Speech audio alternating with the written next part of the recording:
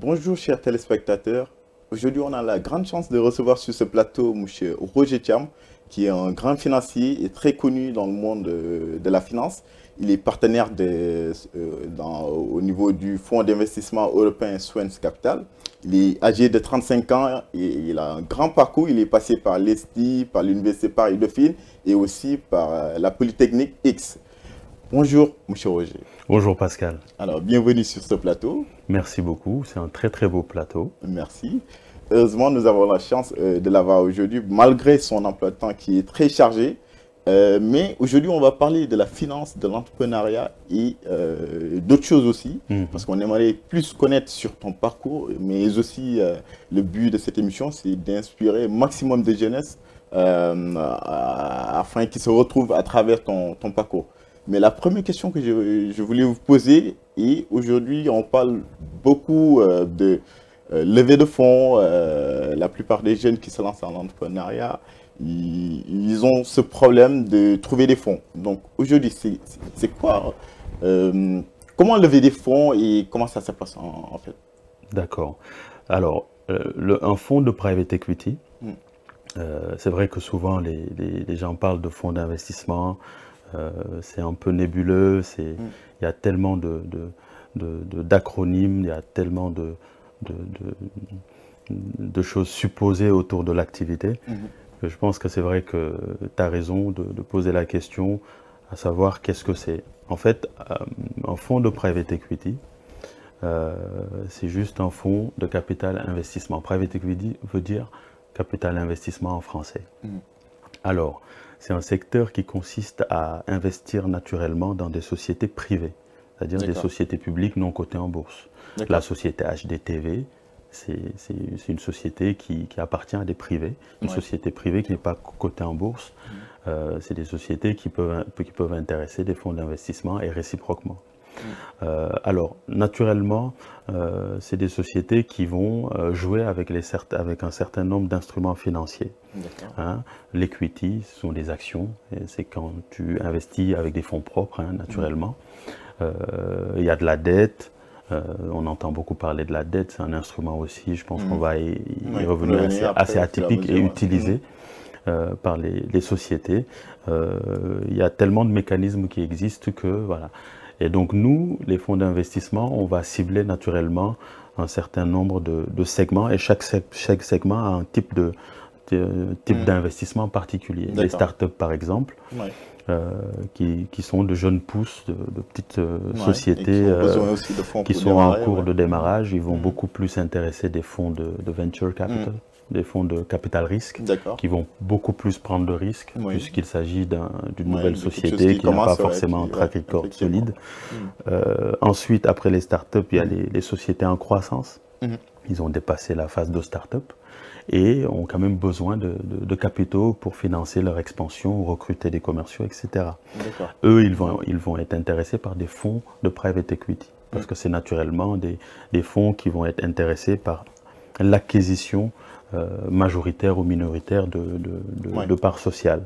Et enfin, il y a les sociétés matures, les sociétés établies qui vont être la cible des fonds LBO, pas leverage buyout.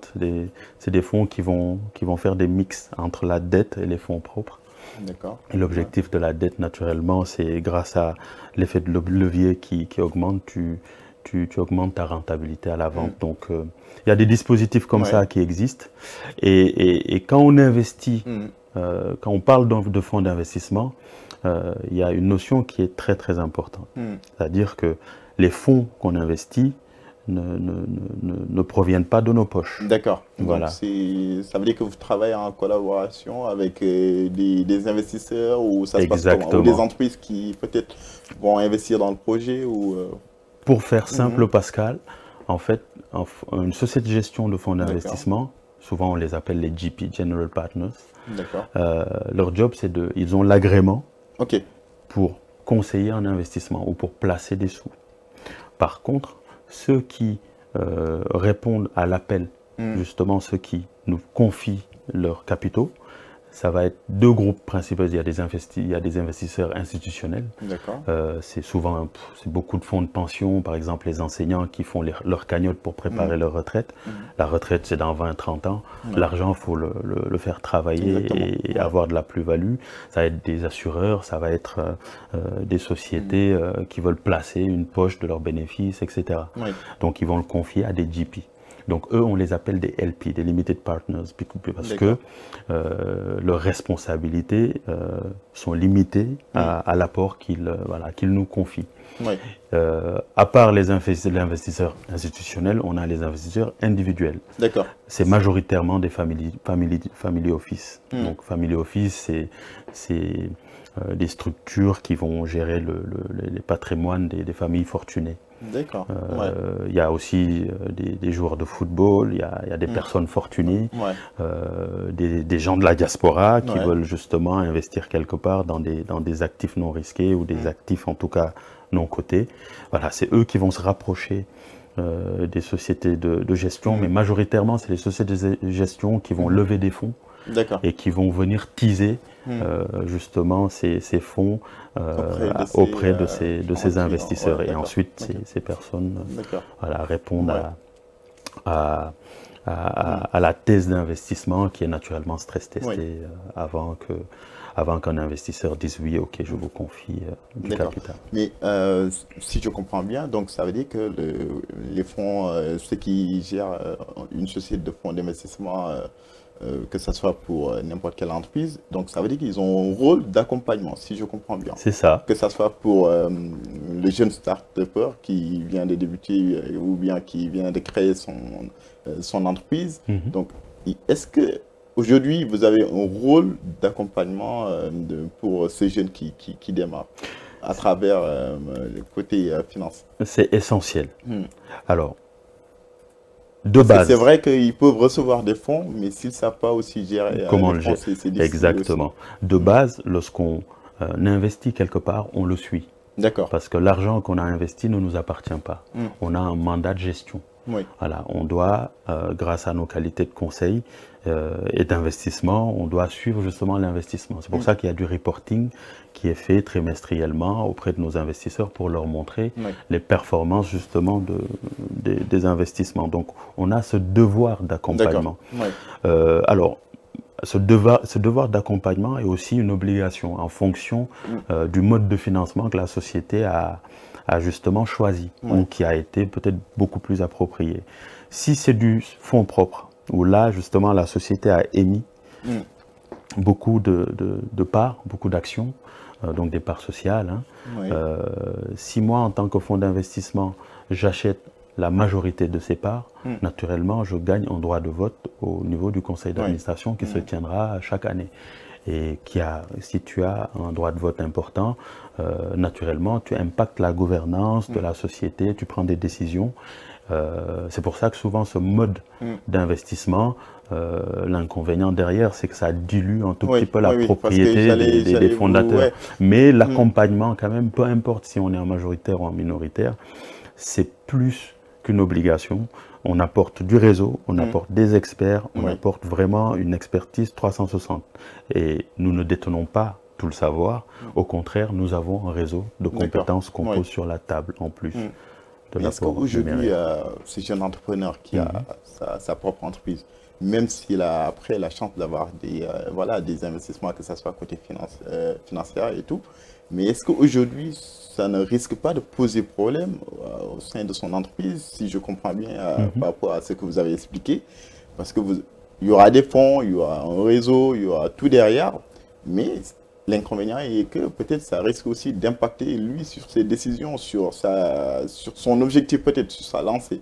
Parce que ça peut venir déformer radicalement ce qu'il avait prévu au départ. Donc, est-ce que aussi, vous pensez aussi à cela pour ne pas aussi, sortir du trajectoire de l'entrepreneur? Alors, Pascal, on y pense tous les jours. Une fois que le pacte d'actionnaires est signé, il y a une cohabitation naturelle entre les dirigeants de la société et les actionnaires. D'accord. Alors, Naturellement, les réunions peuvent bien se passer, comme on peut avoir des réunions qui sont assez difficiles. Mais l'objectif, ne l'oublions pas, c'est que la société puisse prospérer et qu'il fasse de la rentabilité. Ouais. Et que le service qui soit apporté soit justement acheté par la cible, les clients de la société. Donc, les fondateurs, naturellement, au début, lorsqu'ils font appel à un fonds d'investissement, ils sont au fait des risques ou des conséquences qui peuvent être diluées en fonction de l'instrument qui a été choisi. Mais ce qui est important, c'est que si toi, Pascal, tu acceptes que j'achète des parts de ta société, au début, c'est parce que tu n'as pas justement le financement qu'il faut. Financer le projet. Ouais. L'objectif d'un investisseur, c'est de l'acheter, mais de le revendre plus tard.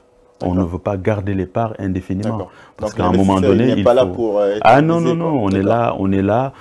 Bon, souvent, c'est maximum environ 12 ans. Et tout ça est bien précisé dans mais c'est en fait, il y a ce qu'on appelle un pacte d'actionnaires, parce que quand une société souhaite lever un fonds, il y a différentes étapes qui doivent suivre.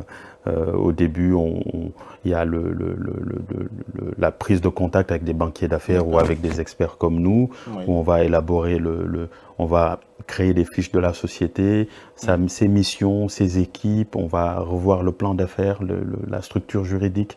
Et ensuite, deuxième étape, on va prendre contact avec la société gestion de fonds d'investissement. Et une fois qu'on a attiré l'attention de l'investisseur, donc du fonds d'investissement, il y a ce qu'on appelle un due diligence, où il nous contacte en nous disant, écoutez, ça m'intéresse, mais je vais faire des analyses plus approfondies. Ils vont appeler des experts pour voir si ta société est vraiment conforme et le plan d'affaires est cohérent. Ensuite, il y a une lettre d'intention qu'il t'écrit. Et dans cette lettre d'intention, il y a toutes les clauses de négociation. Et c'est là qu'après, on se retrouve autour de la table et on va négocier justement un certain nombre de clauses, dont la valorisation, par exemple, de ta société. La valorisation, c'est la valeur de ta société. Souvent, ce qu'on fait, c'est on récupère le passif, l'historique des actifs qu'on ajuste avec le potentiel futur de rendement futur de la société.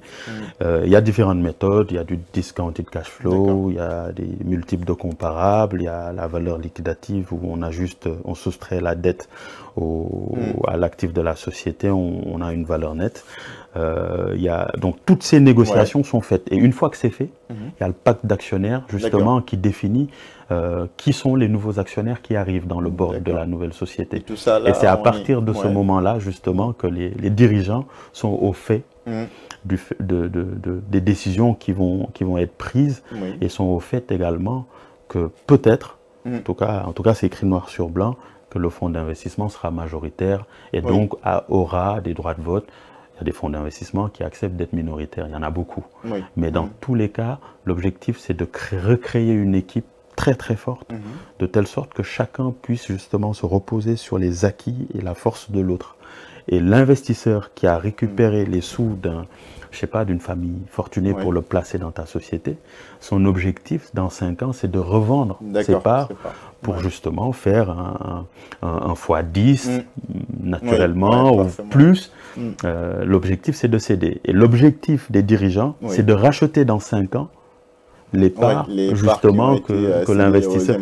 Et donc recouvrir naturellement toute la propriété et ne pas se faire diluer de la société. Donc c'est juste des séquencements que chacun va accepter at the end, mais l'objectif c'est de créer une équipe qui rentabilise la société. Et si je comprends bien, donc ça veut dire que durant ces négociations, les jeunes entrepreneurs aussi ont le droit de choisir aussi les gens qui vont investir dans son projet en fait, il ne le fera pas seul parce que souvent il n'a pas le recul qu'il faut et puis les connaissances techniques qu'il faut. Parce qu'au début, il faut déjà comprendre ton plan d'affaires, ton business model.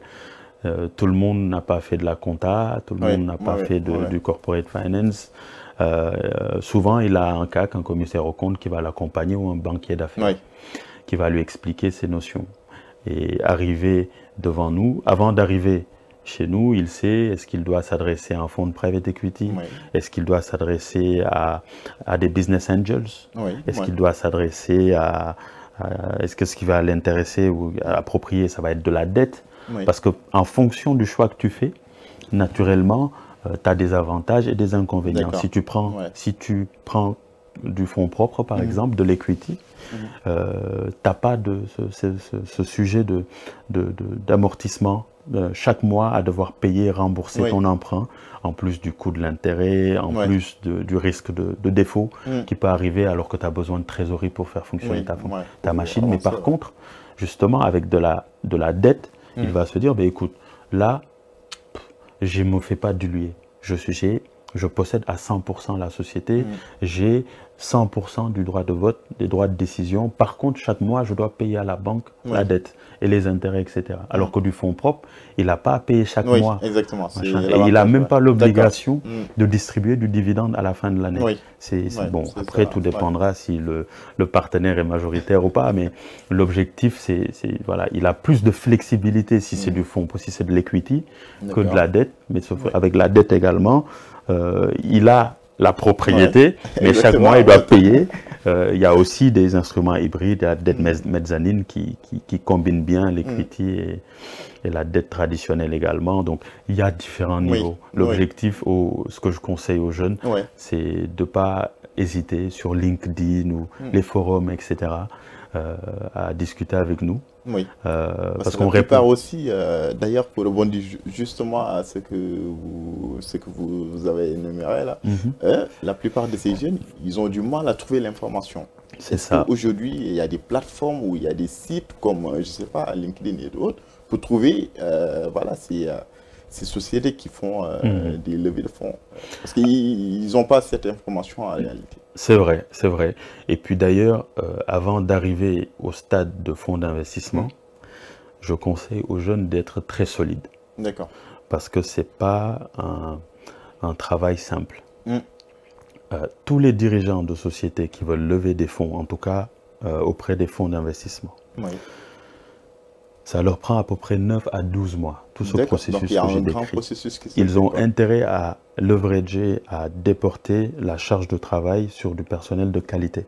Parce qu'eux, ils seront 100% focus sur les discussions et les négociations avec nous. Ça, c'est une première chose. Donc d'abord, avant de faire appel à une société, à un fonds d'investissement, prends le temps de te développer avec d'abord tes capitaux. D'accord, avec ses fonds propres. Voilà. Au moins sur un an, tu prototypes quelque chose. Voilà. Tu as un plan d'affaires qui commence à être cohérent. Et donc, sur la base d'un an, 2 ans d'activité, on peut faire un forecast, une prévision du futur. Donc, on peut consolider ton prévisionnel sur 3 ans parce que tu as quelque chose, tu as un cash flow qu'on peut monitorer, qu'on peut regarder, qu'on peut étudier. Il y a un comportement du client qu'on peut étudier. Il y a une maturité qu'acquiert également l'entrepreneur, etc. Donc, au début, moi, ce que je conseille peut-être aux jeunes, au début, c'est, avant de demander de l'argent, sois crédible. D'accord.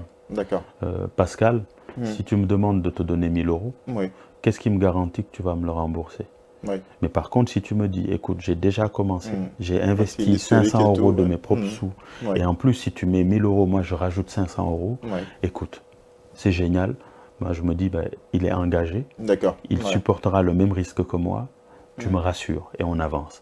C'est ce concept-là qu'on appelle apport à la banque. Donc, la première étape, c'est de s'informer autour de soi. Internet, aujourd'hui, il y a toutes les infos qu'il y a dessus. Sur LinkedIn, tu peux écrire n'importe qui. Au Sénégal, il y a l'ADPME, il y a l'ADER, tu peux récupérer des informations un peu partout. Mais pour le jeune qui a l'idée où c'est d'abord tes proches qui peuvent te prêter des sous, où tu fais un job étudiant, parce que nous tous, on a commencé comme ça. Ma première société en France, j'ai fait un job étudiant que je n'ai pas touché, j'ai mis de côté, et donc que j'ai mis pour prototyper au moins la chose. Et une fois que j'ai ça, une fois que j'ai mis de côté, je vais voir la banque en lui disant, bah, écoute, je sais que tu ne me connais pas, mais j'ai un projet qui peut être intéressant. Je lui explique le projet et je lui dis, bah, j'ai besoin juste du double de ce que je mets. La banque dilue son risque et t'accompagne. Ou la structure financière qui t'accompagne, que ça soit au Sénégal, la DPME, la DER, etc. Et donc, la banque est naturellement favorable et puis c'est un peu le premier instinct de l'entrepreneur. Oui. Et quand tu arrives à la banque, le conseiller que tu as en face, en fait, il te conseille. Oui. Il va te dire, c'est soit moi je ne suis pas à même de t'accompagner, mais je connais. S'il ne le fait pas, demande-lui. Voilà. Et s'il t'accompagne, si la banque décide de t'accompagner, il va naturellement te demander des garanties. Mais tu es un jeune entrepreneur, tu n'as pas de garantie. Oui. Chaque État a un fonds de garantie. Et le job du fonds de garantie, oui, au Sénégal, il y a le fonds GIP. Le job du fonds de garantie, c'est de dire, bah, écoute, je vais supporter le risque de défaut de cet entrepreneur, de cette personne morale. Et donc, la banque, à un moment donné, c'est qu'en cas de risque en cas de défaut de paiement, c'est un fonds de garantie de l'État, justement, qui va payer à la place de l'entrepreneur. La banque, finalement, elle ne perd pas, quoi. Non, la banque, c'est très rare qu'une banque perde. Ceux qui peuvent perdre, c'est justement les investisseurs. Un fonds d'investissement peut perdre. Parce que la banque, c'est de la dette. Hein. D'accord. Voilà, tu as un emprunt qu'il faut que tu payes tous les mois. Ou si c'est un emprunt, si c'est un crédit in fine, tu payes les intérêts chaque trimestre. Et à la fin, une fois que tu as payé les intérêts, c'est là où tu payes tout le capital. C'est deux modes. Hein. C'est soit tu as un amortissement linéaire où chaque mois tu payes, ou tu payes, où il y a ce qu'on appelle des crédits in fine qui intéressent beaucoup les entrepreneurs. Parce que ce n'est pas chaque mois que tu décaisses, c'est au trimestre que tu décaisses que l'intérêt. Et une fois que tu as payé les intérêts, là, par contre, il faut rembourser cash tout le capital. Donc, voilà. Donc, la banque va naturellement t'orienter. Et si le fonds GIP, enfin, le fonds de garantie te soutient, tant mieux. La banque est beaucoup plus rassurée et avance avec toi. Donc, si la banque dit non, il y a un deuxième levier qu'on sous-estime en Afrique. Et quasiment tout le monde financier, la banque, l'investissement est bâti autour de ce concept communautaire qui s'appelle la tontine. C'est vrai. Les gens négligent d'ailleurs. Les gens le négligent, mais aujourd'hui, je connais tellement d'entrepreneurs et j'en ai accompagné tellement qui ont pu développer leur activité grâce aux fonds propres qu'ils ont pu collecter grâce à la tontine. Et c'est un engagement, c'est une forme de dette hybride. Hein. C'est certain que chaque mois tu décaisses, mais à partir d'un temps T, tu as le capital qu'il faut pour démarrer ton activité. Est-ce que tu vois? Il y a également les leasing. Aujourd'hui, on est en train de monter une usine de transformation en Casamance. D'accord. Et le matériel coûte excessivement cher. Aujourd'hui, il y a des entités qui existent qui te font des crédits bail. Donc, la machine, je peux l'utiliser, mais chaque mois, je paye. Et une fois que j'ai fini de payer justement le montant, le coût d'acquisition, la machine m'appartient. Est-ce que tu vois? Donc, chaque mois, au lieu de décaisser d'un coup 50 millions, en fait, je décaisse chaque mois 5 millions. Et donc, le reste me permet justement de refinancer mon activité jusqu'à atterrir une certaine maturité. Il existe tellement de mécanismes qui existent, mais dans tous les cas, le dénominateur commun de tous ces mécanismes, c'est la détermination, Pascal. Il faut être déterminé. Quand on est entrepreneur, l'échec n'est même pas envisageable. Quand on démarre quelque chose, on le termine. Sauf que quand on démarre, beaucoup de jeunes, quand ils démarrent quelque chose, ils perdent la motivation et ensuite, ils rentrent dans l'engrenage. L'objectif dans l'entrepreneuriat, c'est de vivre un marathon. Mais est-ce qu'aujourd'hui aussi, c'est que, oui, c'est vrai, mais est-ce qu'ils ont été formés à cela aussi? Parce que la plupart, ils rêvent peut-être de devenir fonctionnaires ou quelque chose de ce genre, mais ils n'ont jamais eu cette mentalité ou ils n'ont pas la chance peut-être d'être dans une famille où il y a des entrepreneurs. Peut-être ils n'ont pas peut-être cette formation que d'autres ont. Tu sais, à partir d'un certain moment, c'est une question de mindset. Toi et moi venons d'une zone francophone où à la fin de tes études, tes parents s'attendent à ce que tu ailles chercher un CDI, tu sois fonctionnaire, etc. Et en face, on a une zone anglophone bâtie sur l'entrepreneuriat et sur le fait qu'on peut être autonome assez tôt. Tu sais, une société africaine aussi jeune comme la nôtre doit bâtir son modèle économique autour de la jeunesse, une jeunesse active et autonome. Pour devenir active et autonome, il faut assumer. l'entrepreneuriat, créer de la valeur dans le temps et accepter de mûrir également dans le temps, de faire des erreurs qui sont juste des obstacles, mais à la fin, il y a un produit qui arrive sur le marché et tu as une valeur et tu participes au PIB de ton pays. Ça, c'est un état d'esprit que les jeunes doivent avoir. Ta maison, personne d'autre ne la bâtira à ta place. Tu es le seul maître en fait à bord.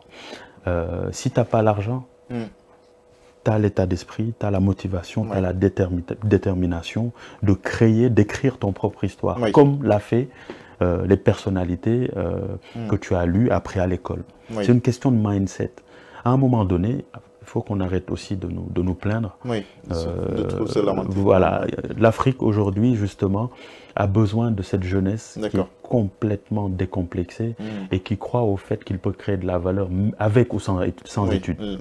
Avec ou sans études, on peut créer de la valeur. Aujourd'hui, tellement tout est à faire. Il y a quelqu'un qui disait qu'en Afrique, tous les problèmes sont des prétextes de création de société. Et c'est vrai. Et la valeur ajoutée là-bas est tellement forte que justement les gens de la diaspora aujourd'hui essaient d'investir en Afrique. Sauf que quand il y a beaucoup de choses à faire. Quand ils viennent pour investir, ils retrouvent des Occidentaux qui ont déjà investi là-bas et se posent la question, mais pourquoi j'y étais pas avant, etc. C'est ça. Prise de risque, mindset, à un moment donné, il faut que la jeunesse africaine se réveille et ne sous-estime pas également les chantiers qu'ils peuvent. Aujourd'hui, moi j'ai connu des gens qui ont commencé avec des cantines de café et aujourd'hui, mais ils font des millions parce qu'ils ne sont plus derrière la machine, ils sont dans leur bureau en train de gérer. Et ils ne savent même pas lire un plan d'affaires. Ils n'ont même pas le bac et ils sont 2 fois plus riches que toi et moi. À un moment, il faut qu'on essaie de changer ce paradigme qui consiste à tout le temps demander à l'État de faire des choses pour nous. Au contraire, l'État doit nous suivre. Ils vont créer le cadre. Ils n'ont pas le choix. Je me dis aussi, est-ce que aussi, c'est pas le rôle de l'État aussi je sais pas, de créer aussi les conditions favorables qui vont permettre aussi à ces jeunes aussi de pouvoir vraiment vivre aussi de leur passion. Parce que si tu as pris tout à l'heure l'exemple d'un jeune peut-être qui vient de l'Europe et qui voudrait peut-être investir au pays, mais s'il trouve que les conditions ne sont pas réunies pour que lui, il puisse investir au pays, ça devient quand même difficile pour lui. Et la plupart d'ailleurs, on constate qu'il préfère rentrer et finalement que d'investir parce qu'il se retrouve sur le terrain que c'est difficile finalement, des fois aussi. Alors, naturellement, nous qui sommes dans la diaspora, tu sais, Pascal, quelqu'un théorisait le fait que le flux migratoire suit le flux des capitaux. D'accord. L'argent quitte l'Afrique pour venir aux États-Unis ou en Europe, etc. Donc, les Africains suivent. Exactement. À un moment donné, si on veut repartir en Afrique, c'est parce qu'à un moment donné, on a mis notre épargne en Afrique. Et on va suivre le flux des capitaux. Il envoie des milliards. Le flux des capitaux motive l'entrepreneuriat sur sa posture. Est-ce que je dois rentrer ou est-ce qu'à distance, je dois impacter? Peu importe le choix que le Sénégalais de la diaspora ou l'Africain de la diaspora aura fait, le plus important, c'est que les capitaux reviennent en Afrique et y créent de la valeur. Alors, maintenant, est-ce que c'est difficile? Est-ce que l'État doit atténuer ou créer un cadre? Bon, l'entrepreneuriat est extrêmement difficile. Mets-toi, Pascal, dans la peau des hommes qui étaient à la préhistoire, qui devaient sortir et rencontrer des animaux pour manger. Bah, le cadre n'existait pas, le contexte était compliqué. C'est exactement la même situation aujourd'hui. Et je pense que l'être humain, tant qu'on vivra sur cette planète Terre, il n'existera pas d'entrepreneuriat facile. Ni rapide. L'État, ce qu'il pourra faire, c'est créer le cadre pour faire aussi respecter les lois et faciliter les choses, tant bien que mal. En revanche, l'entrepreneur ne doit pas justement se dire que ce que l'État fait est un prérequis à son succès. Au contraire, souvent, c'est nous, en faisant, on accélère les processus parce qu'on prémâche le travail pour l'État. Est-ce que tu vois? Souvent, je te donne un exemple, les compléments alimentaires, les protéines, etc. Les textes n'existent pas dans plein de pays en Afrique, les textes qui régulent justement ce marché. L'État a pu justement convoquer les acteurs qui travaillent autour de ce marché pour penser le texte avec les experts qu'il faut. Mais s'il n'y avait pas des acteurs sur ce marché, il n'y aurait pas eu de prétexte pour que l'État accélère et crée le cadre. Don't ask what the country can do for you. Ask what you can do for your country. C'est très important.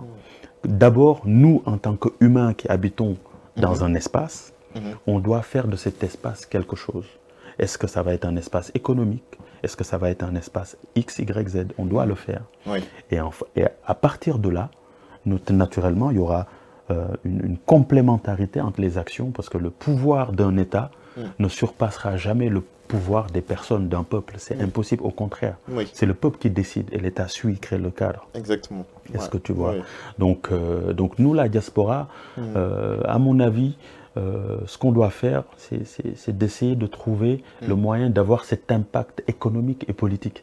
Et arrêter d'être là à penser que nous sommes l'alpha, l'oméga, les plus intelligents, etc. On doit être un peu plus humble. Aujourd'hui, on n'a aucun impact, la diaspora. On essaie d'aider tant bien que mal. On critique beaucoup ce qui se passe là-bas, mais c'est là-bas le terrain. C'est là-bas qu'il faut agir. Si tu ne peux pas y être, tous les 3 mois, si tu as investi tes sous, crois-moi, tous les 3 mois, tu y seras. Essayons de nous organiser. Quand tu es une minorité, une diaspora, on est tout le temps une minorité dans les pays hôtes, les pays d'accueil. Alors, c'est très important. La diaspora africaine doit s'organiser surtout aussi pour avoir cet impact économique ou cet impact politique. On critique énormément, si on est en France, on critique le Macron. Mais Macron, quel intérêt il a à nous convoquer, à nous inviter autour de la table? Par contre, s'il savait qu'on était très unis, et organisés en France, qu'on soit sénégalais, malien, ivoirien, peu importe, et qu'en période d'élection, ils savent que cette communauté va voter dans un seul sens, toutes les politiques publiques qu'ils prendront, ils nous inviteront et prendront en compte notre... Si demain un Sénégalais vit quelque chose de mal ou est maltraité, ils feront gaffe parce qu'ils savent que telle communauté agira. Et il ne faut pas vivre avec ce complexe de communautarisme, etc. Les Juifs fonctionnent en communauté, ça fonctionne très bien. Ils ont un poids. Les Pakistanais, les Indiens, etc. Nous, il ne faut pas qu'on soit complexé de notre africanité. On doit se retrouver, on doit s'organiser pour avoir cet impact politique ici, cet impact économique ici. Économique dans le sens où on peut se prêter de l'argent. HDTV a besoin, HD24 a besoin de capitaux pour développer ce complexe. Nous, entre Africains, on peut poser des choses sur la table et on a l'intelligence pour structurer ce genre de montage financier et le réseau pour. On peut s'auto-appuyer, donc avoir l'impact économique en France. Et au Sénégal, encore pire. Alors là, les émissions obligataires, aller au rebond tous les 2 mois, 3 mois. En tant que professionnel, ça me frustre tout le temps qu'il n'y ait pas d'autres alternatives que d'acheter des obligations émises par des pays étrangers. Nous qui sommes là et qui sommes capables de nous organiser, mais pourquoi on n'agit pas également dans ce secteur pour que demain, l'État sénégalais, si demain le président de la République veut faire quelque chose, apporter un changement, mais il fera attention à ce que nous allons penser, ce que nous allons dire, etc. Donc, le paradigme doit être changé et la diaspora a un rôle à jouer, elle a toujours joué d'ailleurs, depuis Aimé Césaire avec la négritude, etc. Beaucoup de choses ont été amorcées ici, mais c'est juste qu'aujourd'hui, les temps ont changé, mon cher Pascal. Il faut qu'on apporte des choses concrètes sur la table et qu'on ait cet impact économique et politique tant vanté et tant espéré pour la diaspora. Et ce fonds d'investissement pour la diaspora est une priorité. Il ne faut pas qu'on attende que l'État le mette à notre disposition. Créons-la, créons-le, pardon, et mettons-le au contraire à la disposition de l'État qui pourra appuyer le passif de ce genre de fonds avec les fonds souverains, avec tous les dispositifs qu'ils ont, justement. Et d'ailleurs, en parlant de ce fonds d'investissement, aujourd'hui, je rappelle que vous êtes partenaire auprès de Swens Capital, mais est-ce que voilà, aujourd'hui, Swen Capital a pour but aussi, je ne sais pas, d'aider peut-être des jeunes entrepreneurs africains. Voilà, c'est quoi le rôle aujourd'hui du point de vue de l'Afrique, des jeunes qui voudraient se développer là-bas, les jeunes start-upers et autres? Oui, alors Swen n'a pas vocation à investir directement en Afrique. D'accord. Par contre, indirectement, il investit en Afrique parce que il y a des fonds africains. Oui. Je te disais tout à l'heure, il y a des investisseurs institutionnels. Oui. Donc ces fonds africains, lorsqu'ils lèvent des fonds pour investir dans des sociétés, ils vont venir capter des fonds, des participations, d'autres fonds qui se trouvent en Europe ou aux États-Unis, ou d'autres familles, puis d'autres fonds de pension, etc. Donc nous, quand on voit des projets de levée de fonds en Afrique qui sont intéressants, on peut appuyer. Mais on sera vraiment ultra minoritaire. La gestion est complètement déportée dans la société de gestion en Afrique. Par contre, il y a d'autres fonds d'investissement européens, Proparco, l'AFD, la BPI, enfin, Meridiam, enfin, il y en a tellement qui appuient justement des projets de start-up, surtout tech, parce que la tech fonctionne très très bien en Afrique. L'innovation et autres. L'innovation est extrêmement forte, c'est du growth et ça les intéresse. Donc oui, mais nous, on va plutôt agir en Europe parce que justement, c'est ce qu'on a promis à nos investisseurs et il faut à tout prix respecter ce genre de pacte. C'est très très régulé. D'accord. Et donc aujourd'hui, concrètement, pour un jeune qui a déjà sa société, quelles sont les étapes à suivre pour bénéficier de ces fonds? Je le disais tout à l'heure, en fait, la première étape, tu as une start-up qui fonctionne bien. La première étape, c'est rapproche-toi d'un professionnel qui puisse te permettre d'évaluer ta société. Quelle est la valeur de ta société à un instant T? Qu'est-ce qu'il va faire? Il va sortir ton plan d'affaires, regarder ta compta des dernières années, l'ajuster avec ta dette, tes créances, etc. Et puis sortir la valeur de ta société et faire une prévision sur 3 ans de ce que ta société veut faire. Parce qu'il faut justifier justement les fonds que tu veux lever. Où est-ce que ça va rentrer? Pourquoi tu veux machin? Donc, impérativement faire ce forecast, cette prévision, projection sur 3 ans. Une fois que cette partie est réalisée, naturellement, il y a ton pitch deck qui doit être prêt. Ton pitch, il faut que tu sois capable justement de défendre ton projet en 3 minutes ou des choses comme ça, en tout cas devant des investisseurs. Mais ce qui précède ça, c'est le mail d'introduction que tu vas rédiger avec l'expert en question. Il y a tout le temps, il faut être accompagné. Y aller en mode candidat libre, souvent c'est risqué parce que l'investisseur en face reçoit tellement de sollicitations qu'il ne peut pas justement répondre à tout le monde. Il y a beaucoup d'assistants ou de chargés d'affaires qui répondent, etc. à sa place, mais il faut préparer ce mail d'introduction pour qu'il captive tout de suite, qu'il voit tout de suite la valeur que tu veux vendre, l'identité que tu veux vendre, que la rentabilité économique que tu poses sur la table, il faut qu'il le voie. Et une fois qu'il a perçu ton message, naturellement, il te fait un retour et on active ce qu'on appelle un due diligence, c'est la 3e étape. Et là, en fonction, il va te demander plus de documents. Donc, première étape, tu te prépares. 2e étape, tu prépares ton pitch deck, tu t'introduis. 3e étape, due diligence. Il va te répondre en te disant, écoute, ton mail m'a plu, tes projections m'ont plu. Mon cher ami, je pense que j'ai trouvé la licorne de l'année. En plus de ça, surtout nous, chez Swen, on a des enjeux environnementaux qu'on suit de très près. L'impact environnementaux, les impacts sociaux et les pratiques de gouvernance de chaque société dans lesquelles on investit est très importante dans le dispositif. C'est même l'ADN de notre approche d'investissement. On va le regarder, donc on va te demander un certain nombre de documents. Si tu es dans un domaine qu'on ne connaît pas, qu'on ne maîtrise pas, on va faire appel à des experts qui vont évaluer justement ce que tu as dit, ce que tu projettes de faire. Et cette phase accomplie, on va t'envoyer ce qu'on appelle une lettre d'intention, où l'investisseur met sur papier son intention d'investir chez toi. Mais ça reste une intention. Dedans, il va mettre en place un certain nombre de clauses de négociation sur la base desquelles les discussions, les tours de table vont se faire, vont s'organiser. Et c'est là où vous allez venir, tu vas venir avec tes avocats, tes banquiers d'affaires, ton avocat. Il faudra vraiment que les gens se discutent finalement. Ah mais c'est très important. Parce que quelqu'un qui apporte beaucoup de capital, et déjà, quand tu arrives à ce stade où tu t'assois avec eux, sache que ton business est bon. Oui. Ah, Pascal, là, tu peux appeler tes parents. Carrément. Ah oui, oui, sache que ton business est très, très bon. Et là, il faut être très bon en négociation. Oui. Et un chef d'entreprise ne s'improvise pas négociateur. C'est un conseil que je donne à beaucoup de jeunes. Souvent, tu n'as pas beaucoup de coches. D'accord. Quand tu ne sais pas, sois humble. Tu sais, moi, je parle beaucoup d'humilité. Quand on ne sait pas, va acheter ce savoir. Parce que si il t'invite autour de la table, c'est que ton dossier est intéressant. Et le banquier d'affaires qui t'accompagne, il va te facturer in fine, pas tout de suite.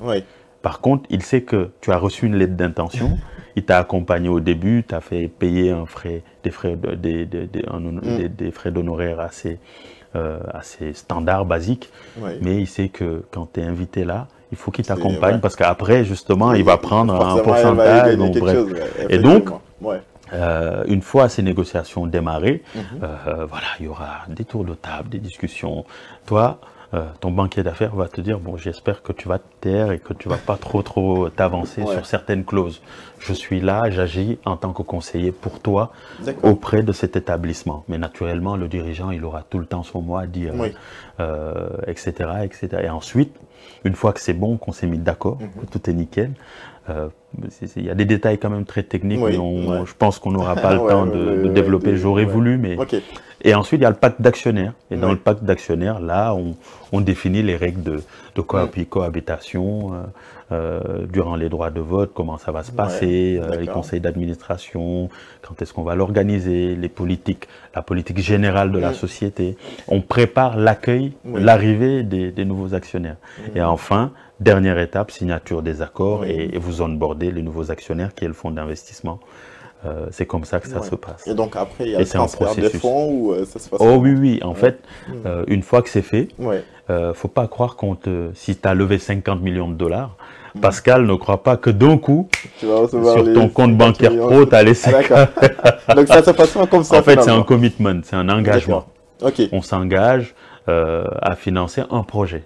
Et on sait qu'un projet ne se réalise pas en un jour. Il y a des séquencements, il y a des tranches. Et donc, à chaque tranche que la société, justement, aura présenté à son nouveau board, à son nouveau conseil d'administration, dans lequel siège le fonds d'investissement, il justifiera du recrutement, l'achat de machines, etc. Et là, il y aura des appels de fonds qui se feront, que la société va émettre au fonds d'investissement. Et le fonds d'investissement, il reçoit une notice d'appel. Et le fonds d'investissement va contacter son dépositaire. Donc le fonds d'investissement n'est pas une banque. Il travaille avec des banques.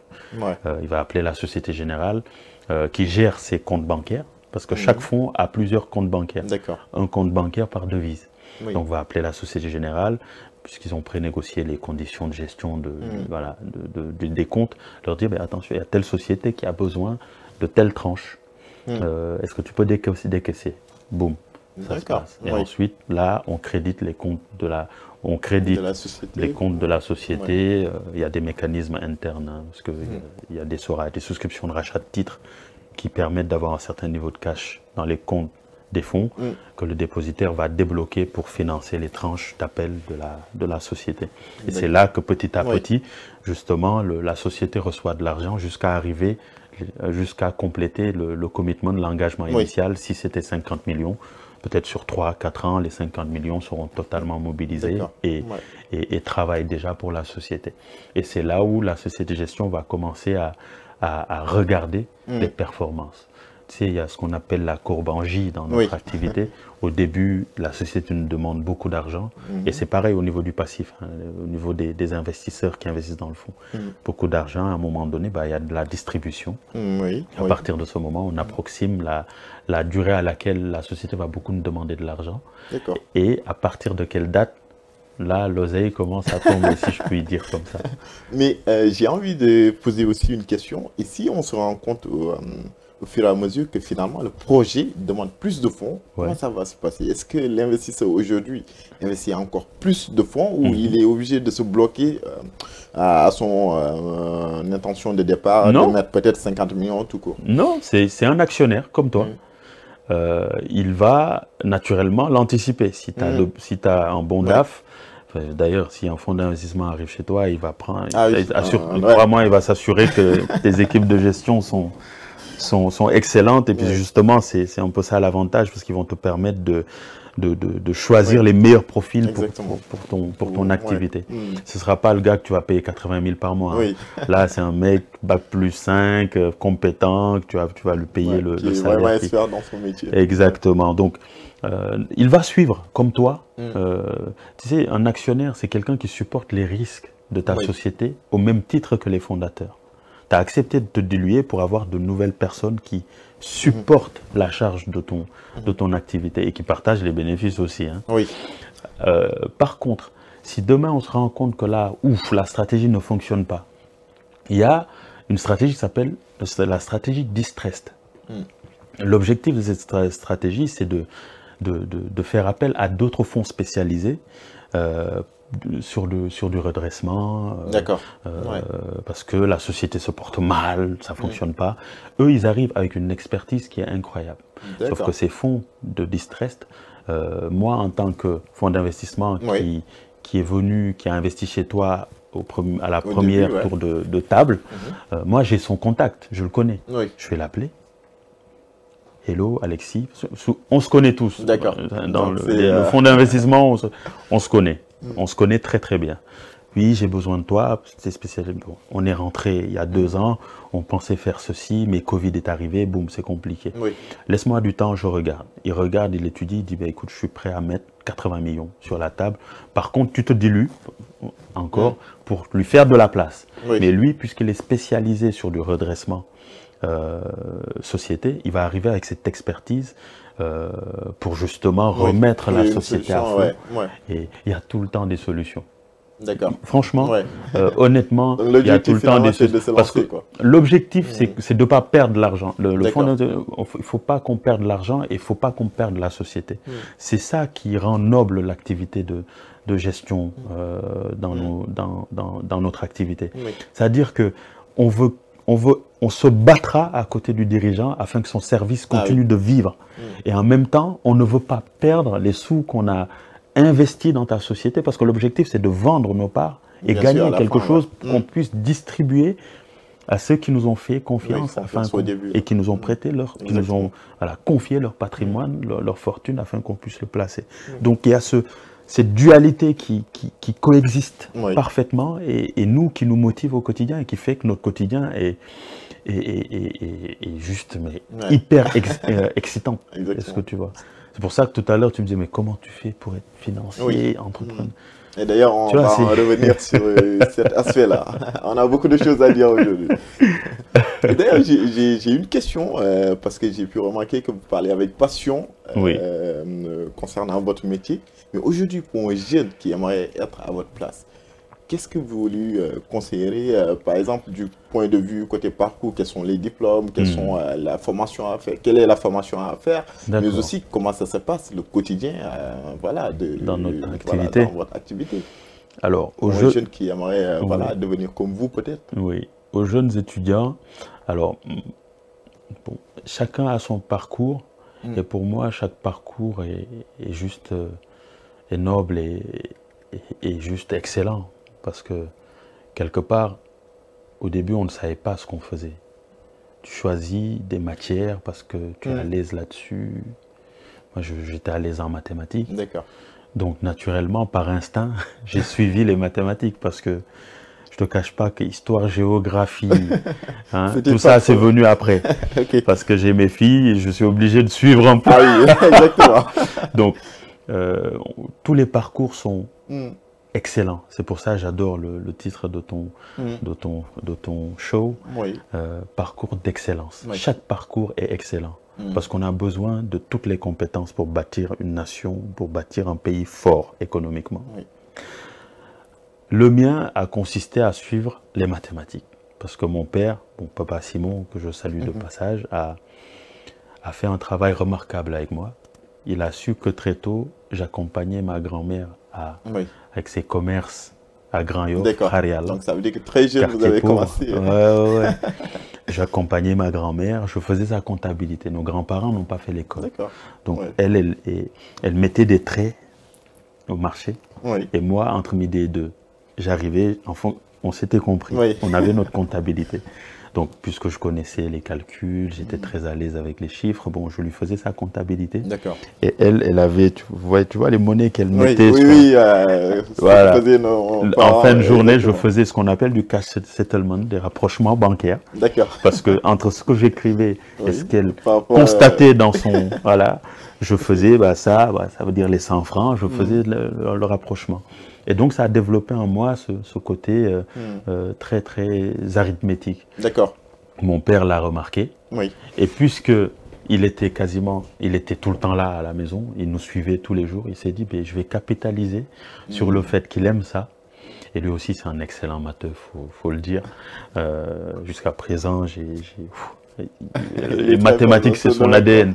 Et donc, il a commencé à taper dessus. D'accord. Et donc, les maths, je l'ai suivi. Ensuite, j'ai eu mon bac scientifique au cours Sainte-Marie d'Anne. D'accord. Prépa scientifique, mathématiques, physique.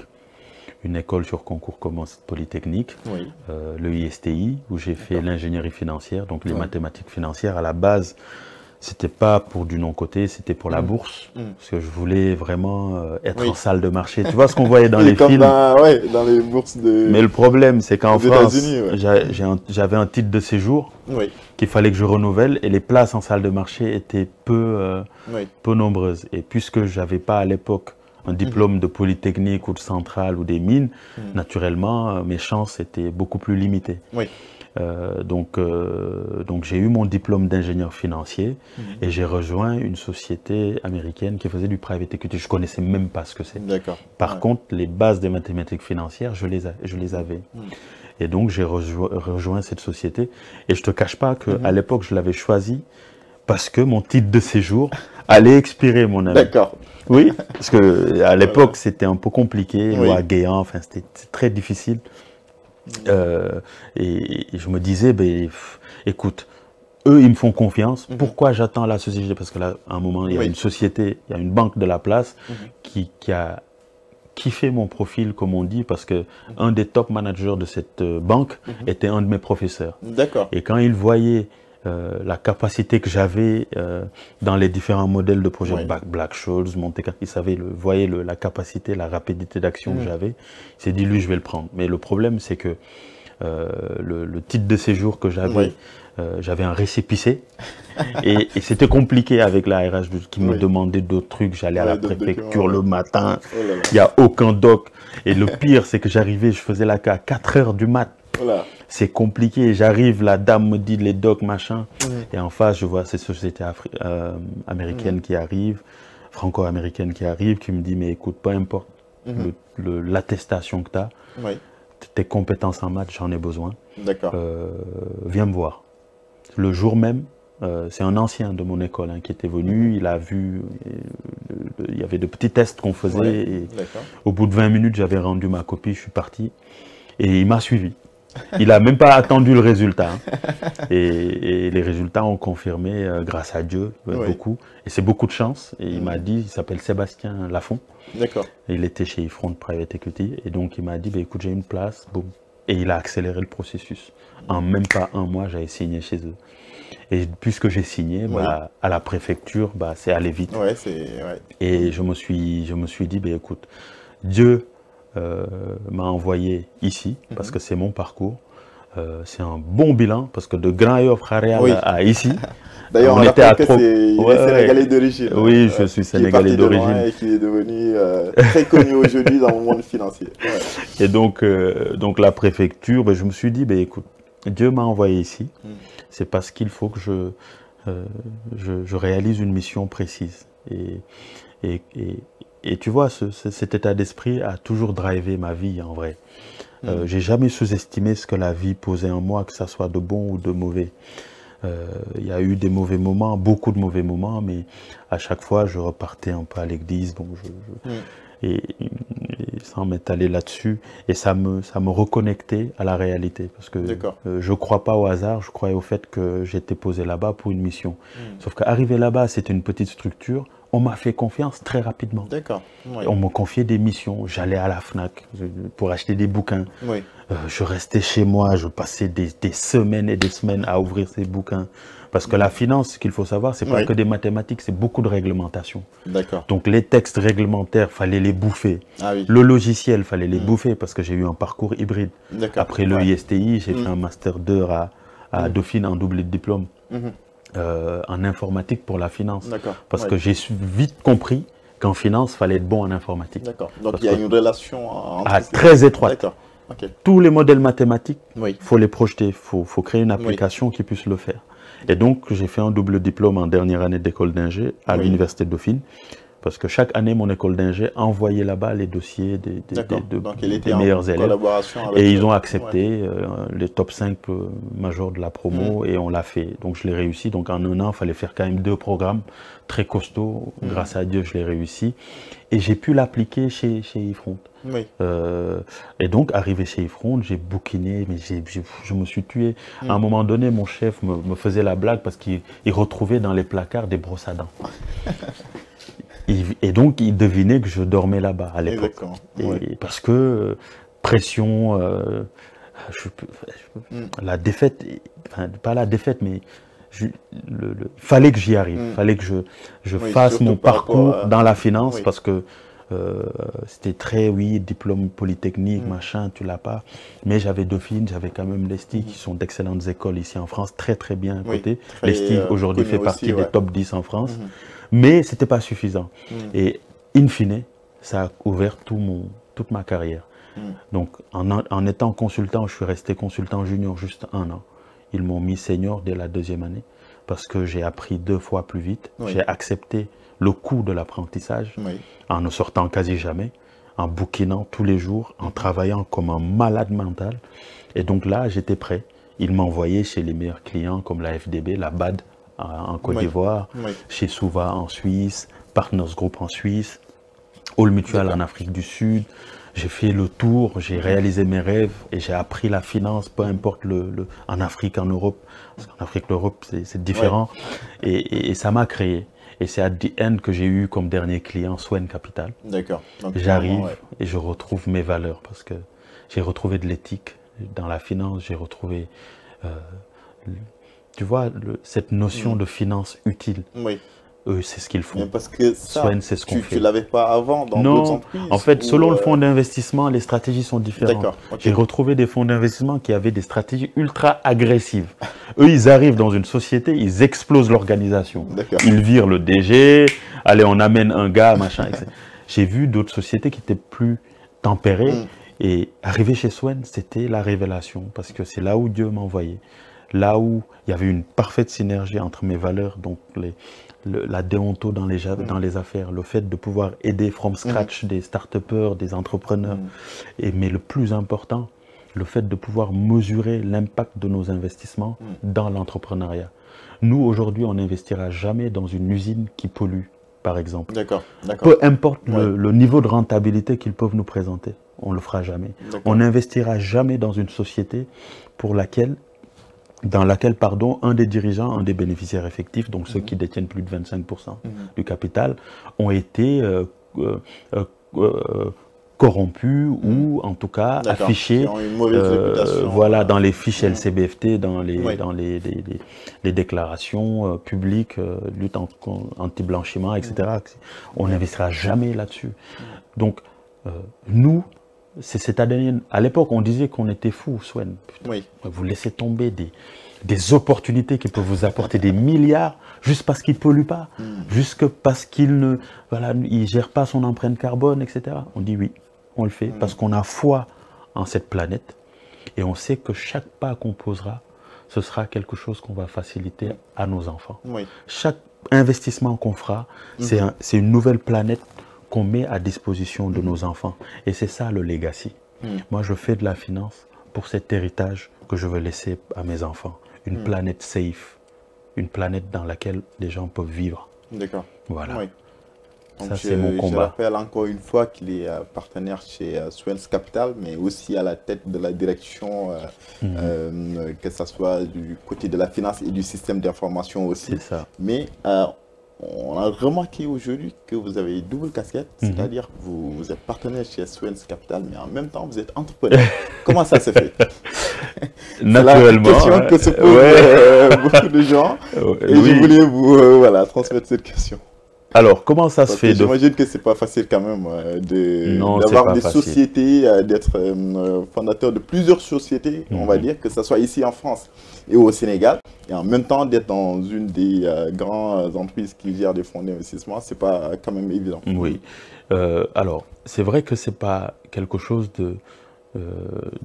d'évident si c'est vu dans le prisme de ceux qui ne sont pas dans l'entrepreneuriat. D'accord. Je suis quelqu'un qui est admiratif de beaucoup de personnalités. Cheikh Anta Diop, etc. Jusqu'à aujourd'hui, Stéphane Zézé. D'accord, que j'aime énormément. Oui, d'ailleurs, qui a été de passage ici à voilà, ça m'a motivé d'ailleurs à faire l'exercice parce qu'il nous invite tous à le faire aussi.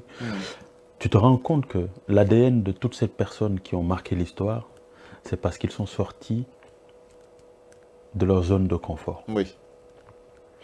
Et à un moment donné, le fait de penser out of the box a conditionné leur vie. Le fait de travailler dur, de gérer son temps entre le travail, sa famille, a conditionné leur vie. Le fait de créer de la valeur a conditionné leur vie, et le fait d'avoir de l'impact a conditionné leur vie. Oui. Ces gens ne peuvent pas te dire que c'est facile ou c'est difficile, c'est leur vie. Moi, aujourd'hui, l'entrepreneuriat est ma vie dès lors où j'ai assisté à la première levée de fonds. D'accord. À l'époque, je pense que j'avais 22 ans. Je venais d'arriver dans l'industrie. Oui. Et je voyais que les patrons qui levaient, c'était 20 millions d'euros. Oui. Les patrons qui levaient ce fonds avaient quasiment mon âge parce qu'ils avaient 27 ans. D'accord. Je me suis dit, mais comment ils font pour lever autant d'argent? Oui. À l'époque, j'étais innocent, je venais d'arriver dans l'industrie, Pascal. Et en même temps, je continuais de lire Cheikh Anta Diop, je continuais de lire ah oui.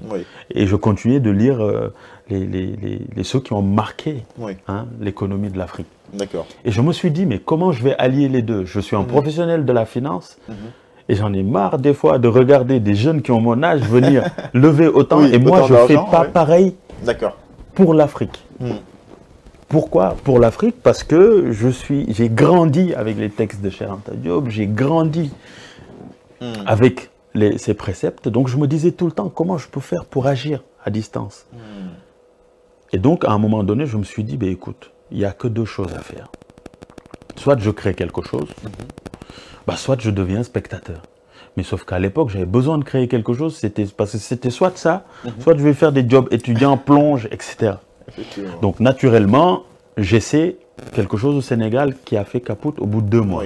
J'ai perdu mon argent. Ça veut dire que vous avez connu l'échec très tôt. Mais énorme, mais Pascal, l'échec c'est magnifique. Oui. L'échec c'est un quotidien. Mais c'est plus l'échec au sens, on met les 2 genoux à terre, c'est fini. Non, c'est l'apprentissage. Je grandis à chaque échec.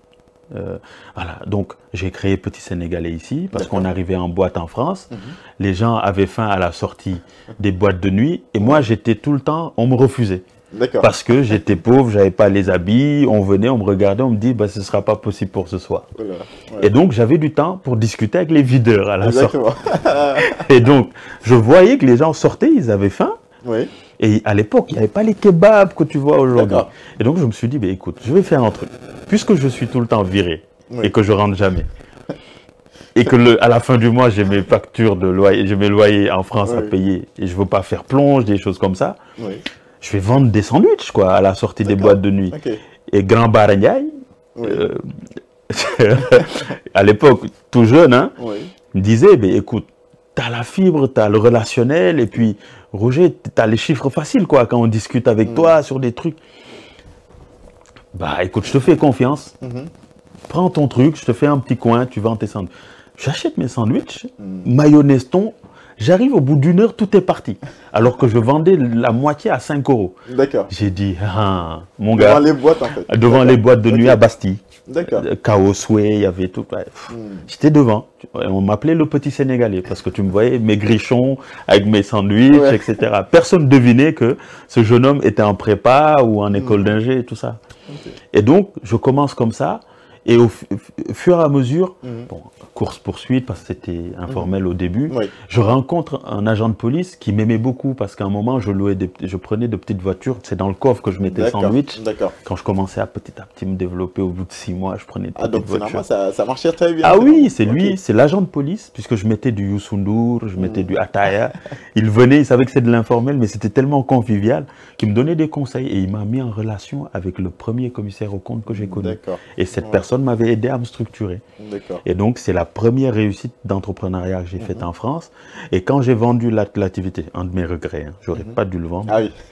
Quand j'ai vendu cette activité, là, j'ai pu investir massivement en Afrique. Parce que je savais que le jour où je mets mon épargne en Afrique, je quitterai jamais l'Afrique. Je resterai en France, mais j'aurai toujours un pied là-bas. Et c'est depuis que tout le monde, justement, constate que je fais des va-et-vient tous les 2 mois, 3 mois. Je pars pour surveiller, recruter, revenir. Et il faut savoir qu'en Afrique, au début, on fait avec les moyens du bord, on recrute quelqu'un qui n'est peut-être pas spécialisé. On le paye en fonction d'un ami, un frère. Bon, tu le payes en fonction de ce que tu peux faire. Mais dès lors où tu commences à quand même sentir que ton activité est rémunère bien, prends des professionnels. D'accord. Avec tout contrat, tout ce qu'il faut. Parce que c'est eux qui vont te permettre justement, au lieu de venir tous les mois, de venir 1 fois tous les 3 mois là-bas. C'est là où on a lancé avec ma femme Teranga Nutrition, Teranga Transport. Ah d'accord, ça veut dire que vous travaillez en même temps Ah oui, oui, quand je me suis marié, ah oui, ma femme est devenue mon meilleur partenaire de business. Tu sais, dès lors où j'ai compris que dans l'entrepreneuriat, l'équipe est très importante, je me suis dit, bah, je ne vais pas le chercher ailleurs, quoi. Je vis avec elle tous les jours. Elle est compétente, ultra diplômée, très posée. Et il faut qu'on se le dise, hein, les femmes sont 2 fois plus organisées que nous. Ça, c'est vrai. Elles ont une vision future incroyable. En tout cas, la mienne, elle l'a. Et donc, j'ai capitalisé dessus et ça m'a arrangé. Donc aujourd'hui, Teranga Nutrition, c'est près de 7 boutiques au Sénégal. D'accord. La boutique que vous connaissez ici à Paris, dans le 10e aussi, on est en France également. Et Teranga Transport, c'est différent. Mais voilà. Mais le message que je donne aux gens, c'est que quand tu es dans la diaspora et que tu investis au Sénégal, l'objectif, c'est pas de rapatrier l'argent en France ou dans la diaspora. D'accord. Parce que si tu investis au Sénégal pour pouvoir soutenir ton niveau de vie en France, c'est impossible. Tu te fais rattraper par Tracfin. Un certain montant ne revient pas en France. Donc ça reste là-bas. Mais beaucoup de gens se trompent justement par rapport à ça. Mais au début, comment ça s'est passé? Le fait de vouloir investir à distance et de gérer à distance, on sait que c'est très difficile. Comment vous avez assuré voilà, cette transition, de gérer aussi une équipe qui est derrière, qui fait un travail? Cet travail à distance, comment ça se fait? Alors, parce que beaucoup n'ont pas cette capacité de gérer à distance. Au début, naturellement, on obtient les informations à distance, comment on crée la société. Ou sinon, on ne crée pas la société, comment je vais créer un business là-bas. Une fois que tu as l'idée et une personne qui est prête à y aller, ce que tu fais instinctivement, c'est durant les vacances au Sénégal, tu vois la personne, rapidement vous mettez en place la chose et tu repars. Mais le problème, c'est qu'au bout de 3 mois, 6 mois, la majorité, leur société disparaît. Parce leur qu'ils société, ont aussi l'activité, un problème de parce que c'est la famille, c'est personne de confiance, parce que le business model n'est pas bon, parce que la personne ne sait pas gérer de la trésor. Il vend un produit qu'il a acheté 10 €, il le vend à 15 €. Le gars a bouffé les 15 € parce qu'il croit que c'est... C'est vrai que c'est un grand problème parce qu'il pense que c'est son argent, alors que c'est pas son argent, c'est l'argent de la société. Ce qui lui appartient, c'est les 5 € qu'il a fait de plus-value. Et d'ailleurs, il ne faut pas qu'il le mange parce qu'il faut qu'il le réinvestisse parce que la société... Il n'a pas cette culture financière et cette culture de gestion d'entreprise. Donc il va échouer au début, mais c'est ces échecs qui vont lui apprendre à justement, à un moment donné, se dire, écoute, je suis à distance. Ce que je peux faire, puisque je n'y suis pas tous les mois, je vais digitaliser. Et moi, la chance que j'ai eue, c'est que j'ai fait de la finance d'entreprise. Je sais comment une société fonctionne. Et je sais, et j'ai mon diplôme d'informatique également que j'ai appliqué à la finance. Et récemment, d'ailleurs, je viens de clôturer aussi le programme à Polytechnique, à l'IX, pour vraiment tout le temps parfaire ce parcours. Il y a tout le temps des choses à apprendre. Qui est d'ailleurs un parcours très méritant. Ah, merci beaucoup. Et donc, à un moment donné, ce que j'ai fait à distance, j'ai digitalisé. Quand à l'époque, Wari, Johnny sont venus, j'ai dit à mes boutiquiers, on ne prend plus de cash. Et s'il y a du cash, en fin de journée, je veux constater les dépôts. Naturellement, le fameux DOR, tu le subiras. Mais dans ton business model, ce que je dis à des jeunes investisseurs au Sénégal, je leur dis, mais dans les business models, il faut rajouter un nouveau concept qui s'appelle le DOR. Dans les 15 000, sache que les 2 000, tu ne sais pas. Voilà. Sais pas, et petit à petit, tu digitalises. Parce que quand tu digitalises, honnêtement, à distance, tu suis. Par contre, la rigueur, tu dois te l'appliquer aussi. À la maison, en France, ou peu importe l'État, le pays où tu es, il faut que tous les jours, tu regardes ce qui se passe dans les groupes WhatsApp et surtout dans le compte à distance de ton activité, si c'est Wari ou Orange Money, etc. Ou c'est Wave aujourd'hui. Voilà, donc nous, on a digitalisé au maximum tout le processus. Et à un moment donné, ça a commencé à payer. Mais sauf qu'on se rendait compte qu'on se développait. Et quand tu te développes, il faut être présent. Vraiment là, présent. Donc, ce qu'on a fait, c'est que tous les 2-3 mois, j'y vais ou ma femme y va, etc. On jongle comme ça. Et on arrive très, très, très bien à le gérer à distance. Parce que à partir d'un certain moment, on a généré un certain niveau de trésorerie, en tout cas de plus-value par rapport à notre investissement, qui nous a permis, par exemple, d'embaucher Anna, qui gère toute la direction générale de Teranga Nutrition. Anna Maron, je lui fais un coucou de passage, qui est une excellente directrice. Et là, tu peux mettre les salaires qu'il faut, avec le profil qu'il faut. La personne, tu la débauches, on l'a débauchée, et là, tu te reposes sur elle. Et il y a un contrat, il y a un suivi, il y a des boards toutes les semaines. Ma femme fait les rapprochements toutes les semaines. Donc, la rigueur que tu inculques, que tu imposes à tes équipes à distance en Afrique, il faut que tu te l'imposes également. Il faut également, à un moment donné, en Afrique, que beaucoup, une fois que leur business model commence à être réaliste et que le business commence à être rentable, il faut qu'ils pensent à recruter de vrais professionnels. Parce qu'au début, c'est pas, on prend des amis, de vrais professionnels pour réduire justement ce risque d'échec.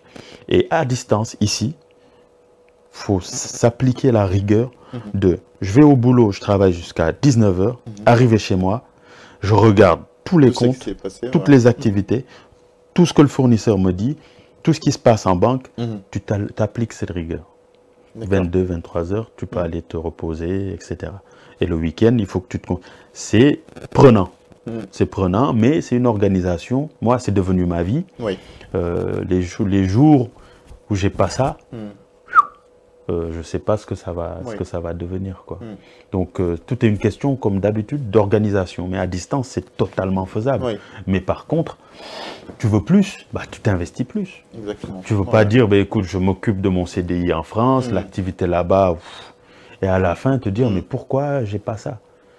D'accord. Donc, si je comprends bien, au final, il faut déléguer au maximum, finalement. Alors, il faut déléguer à des personnes compétentes, de confiance, et les personnes, au début, trouver ce profil et payer ce profil est quasi impossible parce que tu démarres ton activité. On n'a pas assez le fond. Voilà, mais à un moment donné, quand tu prends quelqu'un Bac+5 avec un contrat devant ton juriste, où il sait que tout est tracé et le processus de ton activité est totalement digitalisé, moi, comme je vous le dis, chaque jour, je te montrerai à la sortie. Là, chaque jour, je sais exactement combien Saint-Louis a vendu, combien Dakar a vendu, combien Ziguinchor a vendu, combien Sali a vendu, etc. etc. Même Paris, je sais combien Paris a vendu. Parce qu'on fait un rapprochement tout le temps entre le stock qu'on a fait rentrer, donc les produits qu'on a fait rentrer en boutique, inventaire quasiment toutes les semaines. On sait également combien de produits sont vendus parce qu'il y a une émission de facture qui est produite tout le temps. Et si tu n'émets pas la facture et qu'un produit sort, à l'inventaire, ça échoue. Et le Forise, il y a tout le temps un contrôleur qui est externe à la boutique qui débarque et qui compte. Donc, toute cette gouvernance, il faut la penser et la mettre en place et t'appliquer, toi, à distance, cette discipline. C'est très important. Sinon, tu risques de te retrouver au bureau en ton gérant et ton boss de l'activité en France. Tu te retrouves à 50% ici, 50% là, et donc tu es plus performant nulle part. Par contre, si tu ne développes pas cet instinct de délégation, en ce qui concerne l'activité en Afrique, mon cher ami, il faudra que tu déménages pour y être. Sinon, il n'y a pas d'autre chose. Et donc, aujourd'hui, pour les jeunes qui nous regardent, est-ce qu'il y a des qualités qu'un entrepreneur doit vraiment développer pour être vraiment un grand entrepreneur et réussir aussi? Alors, pour moi, nous sommes tous nés avec ces qualités. Dès lors où notre objectif principal, c'est, en tant qu'être humain, c'est de nous adapter à notre environnement. En revanche, l'instinct naturel d'un entrepreneur doit être d'abord la détermination. La détermination, d'accord. Un entrepreneur, qu'est-ce que c'est que la détermination? Parce que ça englobe beaucoup de choses. C'est d'abord quelqu'un qui sait qu'il est capable de mobiliser toute son énergie sur une activité. Et peu importe l'actualité, peu importe les obstacles, c'est quelqu'un qui va être focus sur cet objectif. Qu'il y ait Covid, qu'il y ait des problèmes financiers, qu'il y ait des problèmes opérationnels, cette personne sera focus sur l'activité. Moi, c'est ce qui me détermine. Je ne lâche jamais. Un entrepreneur doit être déterminé. Si tu n'es pas déterminé, lâche le morceau. Ne rentre pas dans cet écosystème. La détermination, c'est aussi la discipline. La discipline, c'est quand tu fais quelque chose que tu n'aimes pas forcément et que tu le fais parce que tu dois le faire. Ça.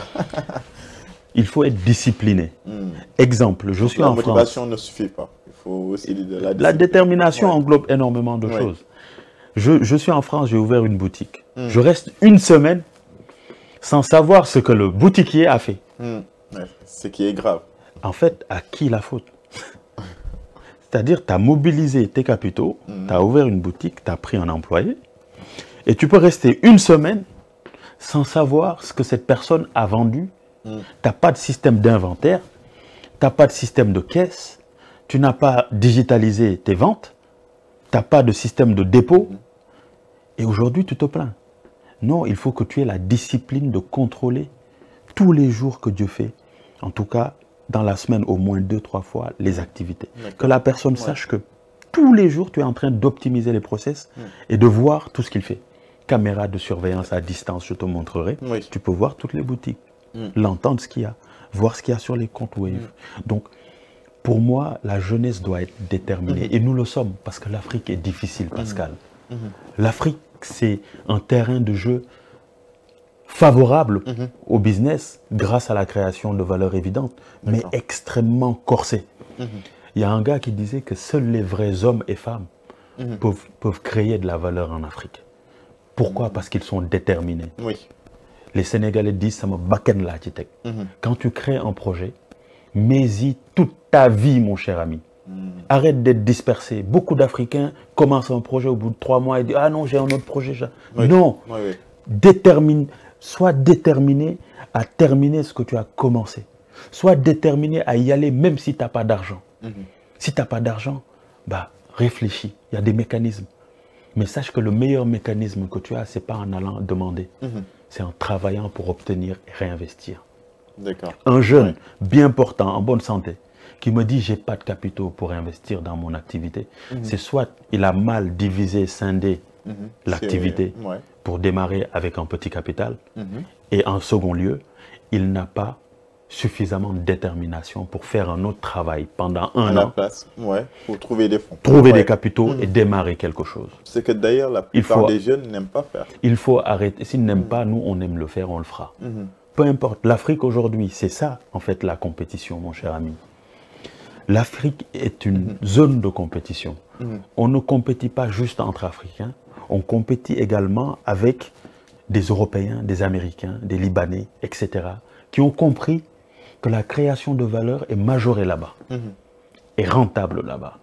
Et donc, quand tu arrives et que tu te retrouves avec 10 000 prétextes, sache que tu laisses la place aux autres, en fait. Oui. Parce que la détermination, ceux qui l'ont, crois-moi, il y en a des millions. Oui. Si ce n'est pas Pascal, c'est Roger. Si ce n'est pas Roger, c'est Mohamed. Des gens déterminés qui sont capables, matin, midi, soir, d'être focus sur leur business, de le remettre en question, de le stress tester tous les jours, de discuter avec les banques, de rentrer sur tel site internet parce que c'est une banque mais je connais personne, de voir dans l'onglet contact, d'écrire un mail là-bas grâce à ChatGPT, de l'envoyer, peut-être tu as une réponse, peut-être pas. Au bout de 2 semaines, tu n'as pas de réponse, tu prends ta voiture, le métro, tu vas à la banque, bonjour, je suis jeune, j'ai un projet, j'ai 1 000 euros de côté, mais il me faut 5 000, il me faut 10 000 euros. Est-ce que vous pouvez m'aider? Je vous ai écrit, mais regardez, vous ne m'avez pas répondu. Sachez que ce projet, je suis extrêmement déterminé à le réaliser. Et si vous investissez en moi et en mes capacités, croyez-moi, je vous rends riche. La détermination se mesure. La personne en face avec qui tu discutes le sent. Le sent, ouais. Même toi, tu sens actuellement ma détermination. Exactement. Et vous parlez avec passion. Ça, tout tourne autour de la détermination. Et aujourd'hui, l'Afrique doit se créer avec de la détermination, mais pas, on ne doit pas se plaindre. On attend de l'État ceci. Moi, j'attends de l'État rien du tout. Au contraire, je veux les aider. Je veux créer de la valeur et qu'ils sentent qu'ils ne sont pas seuls. Parce que gérer un État, ça doit être extrêmement difficile. Donc, je veux les aider. Je ne les attends pas. J'ai mon rythme. Avant que l'État existe, d'autres ont créé des choses. L'État existe aujourd'hui, donc normalement, ceux qui créent doivent être multipliés, parce que le cadre existe. Donc je dis un message, c'est un message que je lance à tous les jeunes. La phrase n'est pas bateau, vous êtes maître de votre destin. Honnêtement, un jeune est maître de son destin. Par contre, les vieux, c'est fini, le temps est écoulé. Tu sais, aujourd'hui, l'actif le plus précieux qu'un jeune dispose, c'est sa santé, c'est le temps. Exactement, surtout le temps. Quand tu as un asset comme ça, tu dois la valoriser. Profiter, La valoriser. Valoriser, c'est créer de la valeur. Surtout, Si tu as choisi un CDI, vas-y, mais gravis les échelons. Mais aujourd'hui, l'Afrique a besoin de gens qui créent de la valeur, qui créent des entreprises, qui créent des sociétés. La diaspora a cette chance d'avoir des banques en crédit conso, facile. Oui, bonjour, je veux acheter une voiture, j'ai un CDI. Est-ce que vous pouvez me prêter 30 000 euros?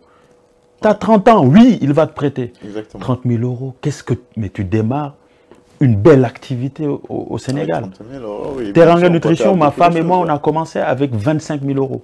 D'accord. Ma femme et moi. Et aujourd'hui, c'est 7 boutiques au Sénégal. Une boutique de 100 mètres carrés dans le 10e arrondissement à Paris. Qui n'est pas donné d'ailleurs. Ah bah non. Et qu'on a acheté d'ailleurs, les murs. Donc, en fait, la détermination, à un moment donné, si tu ne l'appliques pas, tu ne crées pas de la valeur. Donc les jeunes aujourd'hui, ne vous plaignez plus. Dieu vous a donné la santé, nous a tous donné la santé. Oui, mais il y a un autre problème aussi qui se pose. Il y a des jeunes aussi qui savent faire de l'argent, mais qui ont un autre problème, c'est-à-dire d'épargner cet argent ou de pouvoir garder cet argent. Quelles sont les solutions peut-être que tu proposes pour ces jeunes-là? Tu l'as dit, il faut épargner. Alors, clairement, le modèle est très simple. Tous les jours, il y a de nouveaux problèmes. Tu es d'accord avec moi? Sauf que si tu as un salaire, tu n'as qu'un revenu. Oui. Pour 10 000 problèmes. Oui. Est-ce que c'est suffisant? Non. La balance est complètement fichue depuis le début. Oui. L'épargne te permet de te créer des poches d'air. Tu te forces à un moment T pour justement pouvoir gérer les aléas de la vie. Et pouvoir supporter tes investissements si tu veux faire du papier-pierre, si tu veux de l'immobilier, si tu veux faire de l'agriculture. Ce que je conseille aux jeunes salariés, c'est de mettre au moins 15 à 20% de leur salaire de côté et de prendre l'habitude dès le début. Moi, je mets 15% de mon salaire depuis que j'ai 25 ans. Les 3 premières années, c'était difficile à cause de petits Sénégalais. Je réinjectais beaucoup de mon salaire de stage à l'époque dedans. Donc, je ne pouvais pas épargner. D'accord? Donc, 10 à 15% de ton épargne chaque mois, à un moment donné, tu ne le sens même plus. Oui.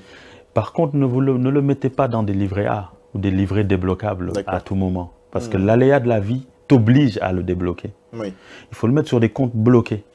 D'accord, sur des comptes bloqués. Et vivre comme si tu gagnais 10% de moins chaque mois. D'accord. Si tu ne peux pas faire ça, mon cher ami, à un moment donné, tu auras besoin de constituer de la dette pour faire de la dette productive, c'est-à-dire pour investir. Oui.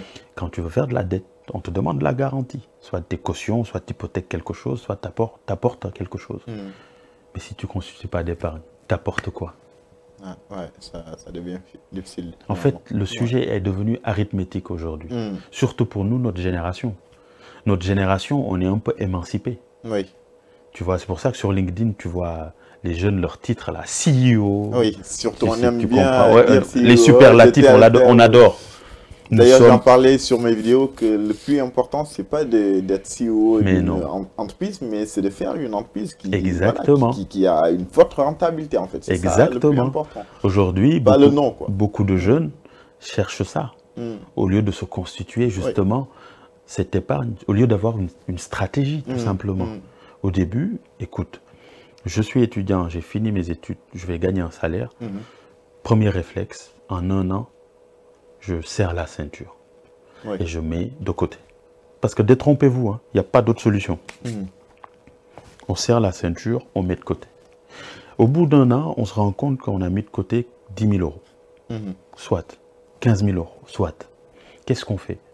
Beaucoup de gens se disent, écoute, je vais être safe, je vais acheter un appart. Parce que j'ai 15 000 euros d'apport, la banque peut me passer 200 000. Mais au moins, tu as de l'apport.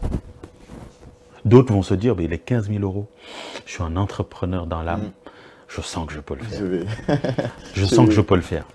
Je vais lancer une activité avec les 10 000, je garde les 5 000. Mais puisque, naturellement, tu as ton compte d'épargne, bon, là, si tu veux faire de l'investissement quand même, ne fais pas un compte bloqué 5 ans. D'accord. Voilà, fais un compte bloqué, rémunéré, avec le taux d'intérêt quand même faible, mais sur un an.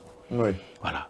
Et si tu as un projet immobilier ou des choses comme ça, bref, ça dépend des... Mais constitue-toi de l'épargne. Cette stratégie de te dire, je fais de l'épargne pour avoir de l'apport, crois-moi, ça t'ouvre les chakras le jour où tu constates ce que tu as amassé. Parce que tu ne l'auras même pas senti, parce que tu vis comme si tu gagnais 10% de moins.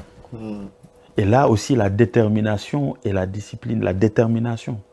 J'ai mis 10% de côté, c'est pas pour le regarder comme ça, c'est parce que j'ai un plan de carrière. À partir de cet apport, de cette épargne, je commence mes activités.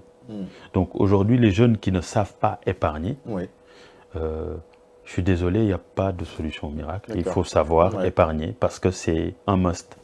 C'est obligatoire d'épargner. C'est obligatoire d'épargner. Même après avoir investi, il faut continuer d'épargner parce que les aléas de la vie font que chaque jour, tu ne mesures pas les problèmes qui te tombent dessus. Les imprévus, tes revenus, tu les connais. Chaque personne connaît ses revenus, sauf les ultra fortunés. Mais normalement, le commun des mortels connaît ses sources de revenus. Quand tu rentres sur ton compte bancaire, tu vois revenu, tu vois 2 lignes, mais sur le relevé espèce, tu vois 10 000 lignes, des 2 euros, des 10 euros, et à la fin, ça se retrouve, tu es à découvert. Exactement. Parce que le netting est fait. Effectivement. Quand tu ne connais pas ton niveau de revenu, ton niveau de dépenses, parce que c'est difficile de mesurer ces dépenses. La seule chose que tu peux faire, c'est de te dire, écoute, je ne pourrai jamais les mesurer. Ce que je fais, je prends une poche, je le mets de côté, je le bloque. Je le bloque pour les gérer, ou je le bloque pour me forcer à suivre la stratégie ou le projet que je me suis dessiné. On a tous fait ça. Et je me suis tellement documenté, vous pouvez me croire, je fais que lire. Et ils ont tous épargné. Donc si vous voulez entreprendre, même Jeff Bezos théorisait l'épargne. Ils ont tous épargné. Même vous voyez les boutiquiers de quartier au Sénégal, là, ils sont souvent tenus par des Guinéens. Sur 100 francs de produits, ils épargnent 15 francs. Et grâce à ça, ils pas en Guinée qu'ils construisent des maisons, hein. C'est au Sénégal qu'ils construisent des maisons. Et je suis tellement fier d'eux. Je suis extrêmement fier d'eux. Parce que justement, ils ont compris que le Sénégal veut devenir une nation. Et dans une nation, on ne regarde pas qui est qui. On voit que des Sénégalais qui créent de la valeur au Sénégal pour les Sénégalais. Donc l'épargne a toujours été le véhicule parfait de l'entrepreneur. Oui, mais aujourd'hui, compte tenu de vos années d'expérience que vous avez eues dans l'entrepreneuriat, est-ce qu'aujourd'hui, vous serez à mesure de dire aux jeunes, par exemple, tel domaine sont plus rentables que d'autres domaines? C'est-à-dire pour un jeune qui ne sait pas où investir, dans quel domaine investir? En Afrique? Oui, en Afrique. Quels sont les domaines qui sont plus rentables pour un jeune qui aimerait investir aujourd'hui? Alors, en Afrique, tout est rentable, mon ami. Honnêtement... C'est vrai que c'est une terre vide où il y a énormément de choses à faire finalement. Bah oui, parce qu'à Grand Yoff, ce que je fais souvent, c'est que avec mon ami Papisco, qui trouve des petits deals, parce que j'ai créé un petit club deal avec des business angels sénégalais d'ici, de France. Ce qu'on fait, c'est que si on voit des opportunités, on se l'envoie et tu mets de petits tickets, 1000 €, la personne te rembourse 1500, des petites choses comme ça. Ça nous permet de soutenir les petites économies de quartier. Et moi, Grand Yoff, c'est ma ville, je suis né là-bas, j'ai grandi là-bas. Et donc, ce que je fais, c'est que Papisco me dit, par exemple, il y a Idrissa qui veut ouvrir une boutique. Il a besoin, pour ouvrir la boutique, de 5 millions. Et ça, c'était quasiment il y a 2-3 mois. Là, il a commencé à verser. Et on s'est comité sur 1 an. Je vais verser 5 millions et je vais me faire 7 500 000. D'accord. Sur 1 an. Et là, vu les versements qu'il fait, waouh. Et là, c'est boutique de quartier. D'accord. L'agriculture. L'agriculture consiste à produire justement des fruits, des légumes, etc., à les revendre sur les marchés. Le problème qu'on a, nous, en tout cas avec Eden Agriculture, c'est qu'il n'y a pas le cours de ces produits n'est pas forcément régulé. D'accord. Beaucoup d'agriculteurs ont du mal à vendre leurs produits. Et nous, des fois, on en fait partie. On produit énormément de papaye. On a des acteurs qui nous accompagnent.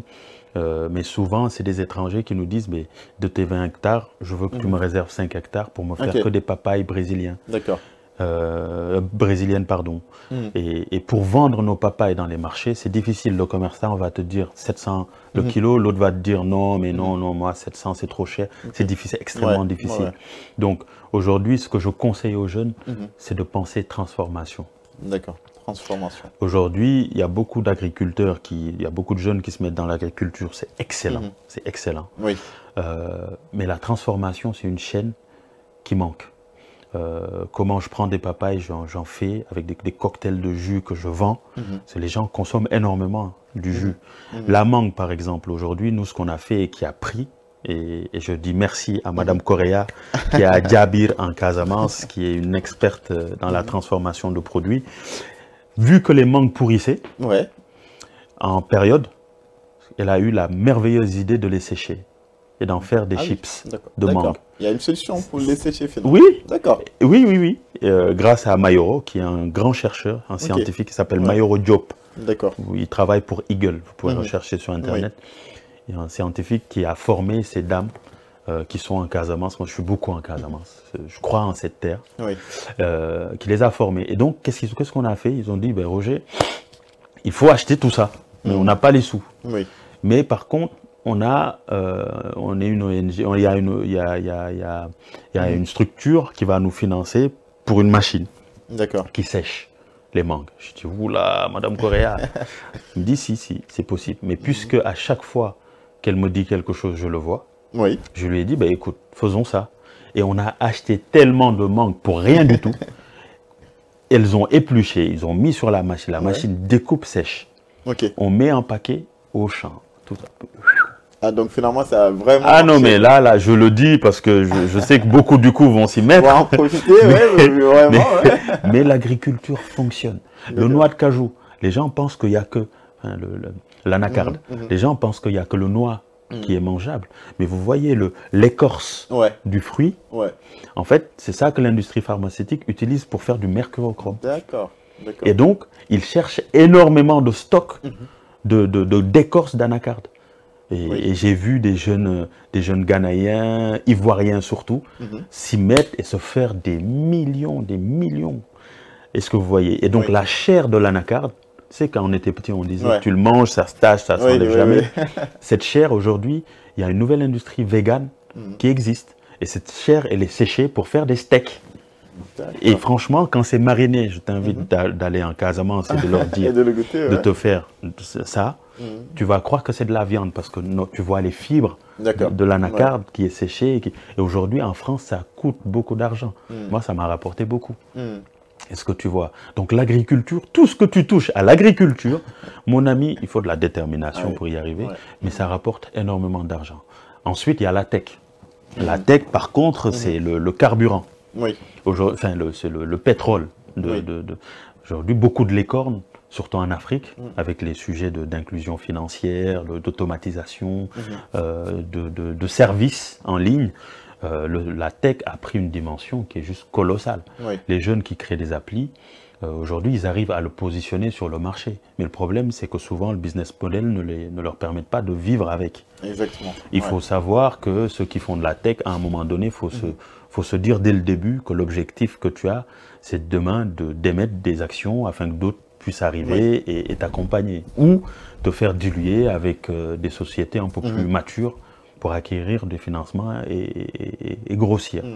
Mais l'import-export, même si je préfère qu'on fasse du Made in Sénégal.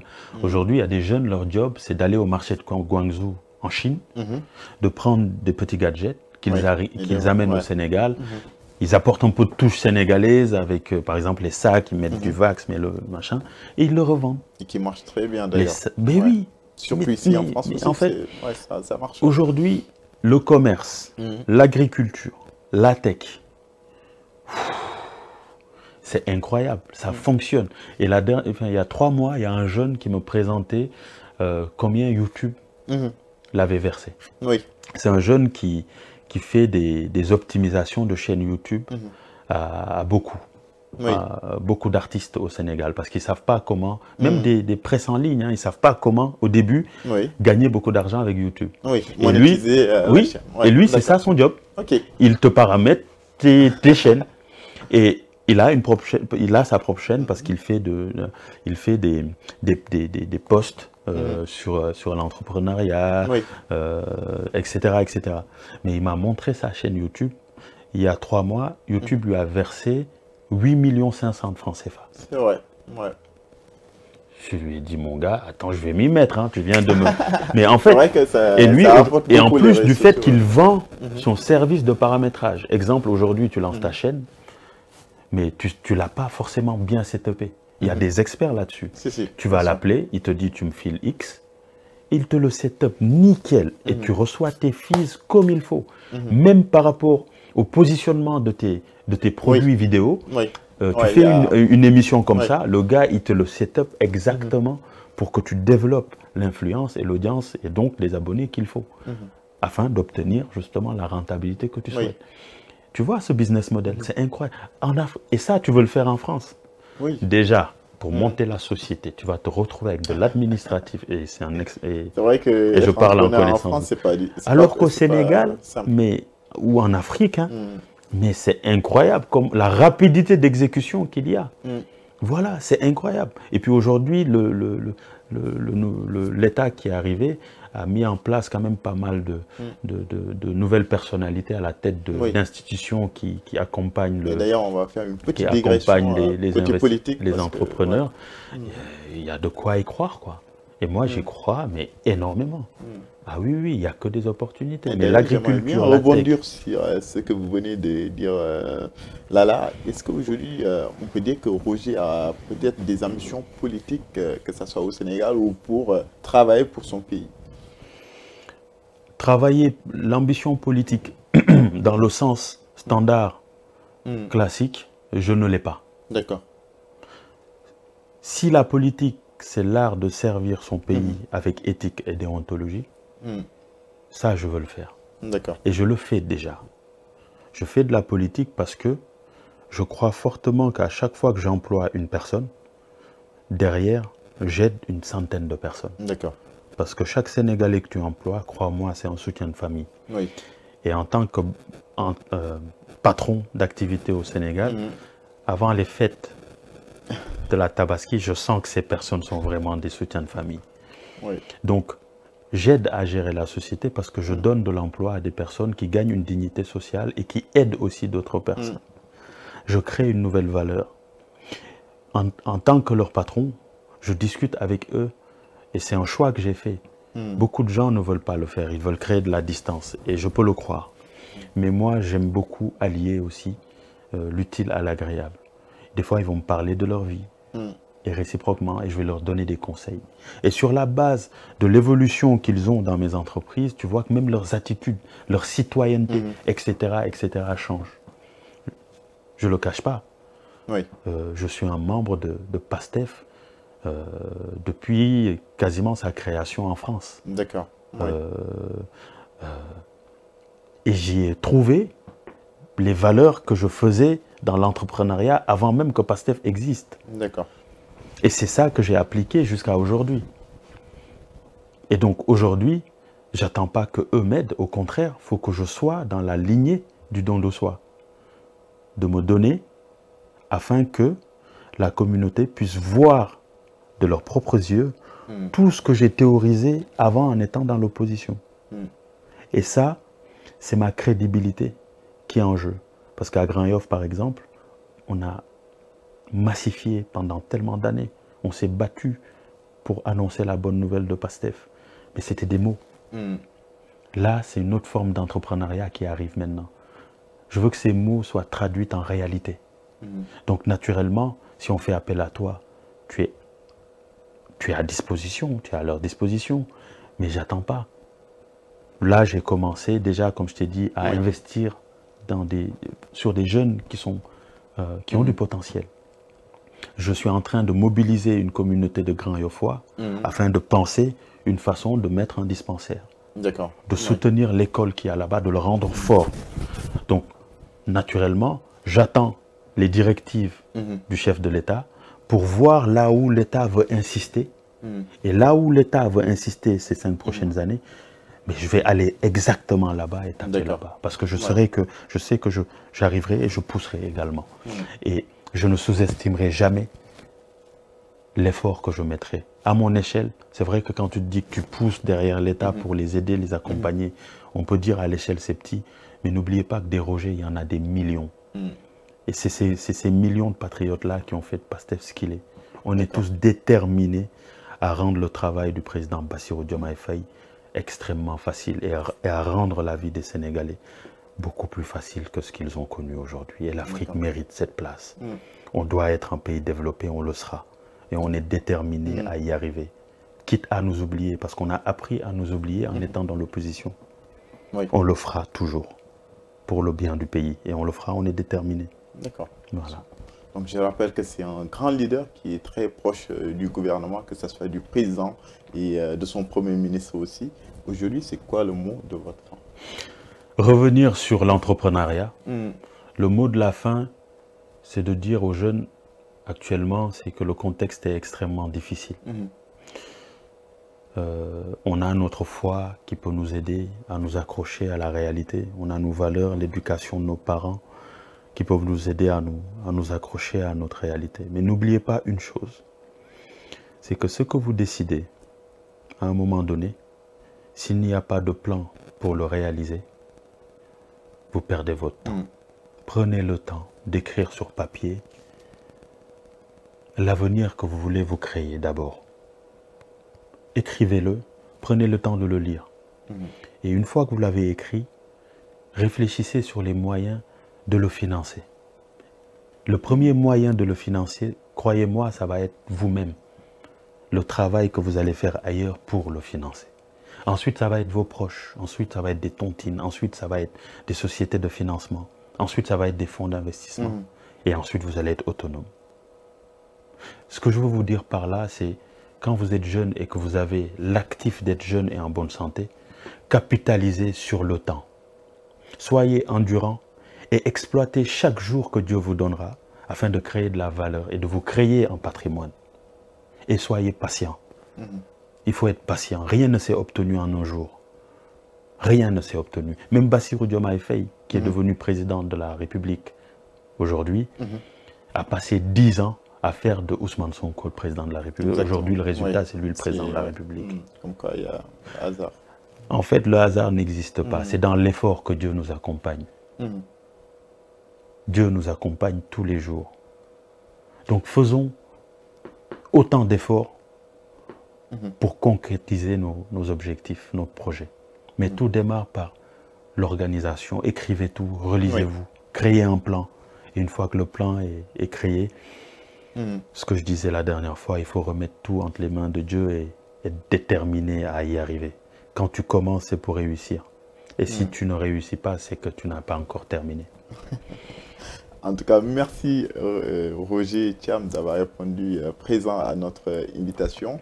Aujourd'hui, on a eu le grand plaisir de recevoir d'énormes conseils de ta part, des conseils d'experts, mais aussi des conseils d'un grand entrepreneur qui a fondé plusieurs sociétés au Sénégal ou que ce soit aussi en France. Donc, en tout cas, merci. Ça a été un grand plaisir de t'avoir ici aujourd'hui sur ce plateau Parcours d'Excellence. Et on se dit à la prochaine fois. Merci.